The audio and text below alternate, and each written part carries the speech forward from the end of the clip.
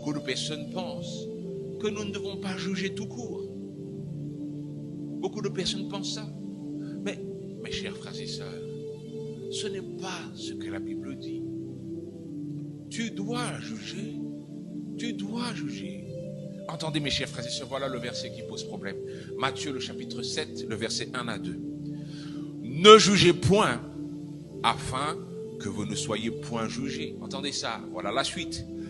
Car on vous jugera du jugement dont vous jugez, et l'on vous mesurera avec la mesure dont vous mesurez, qui est avec moi.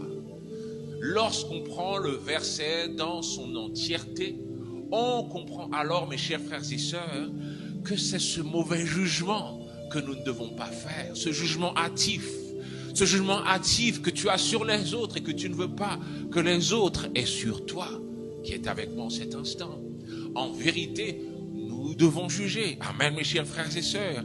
La Bible est claire sur cela. Entendez, mes chers frères et sœurs.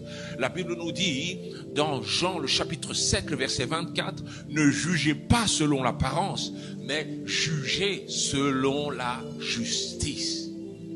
Tu dois juger. Et le Seigneur te donne les outils qu'il faut. Le Seigneur te donne son Saint-Esprit. Il te donne sa parole. Il te demande d'avoir de l'humilité pour que ton jugement soit juste. Pas un jugement juste à tes propres yeux, mais un jugement juste aux yeux de Dieu. La Bible dit, cherchez d'abord le royaume et la justice, et toutes choses vous seront données par-dessus. On doit te connaître comme quelqu'un de juste. On doit te connaître comme quelqu'un qui a du recul et qui apporte une parole de sagesse quand il le faut, qui est avec moi en cet instant. Oui, mes chers frères et sœurs, nous devons juger. Alors porte ce fardeau, car un jour, beaucoup se tourneront vers toi pour savoir ce que tu penses dans une situation donnée. Aide-nous, Saint-Esprit.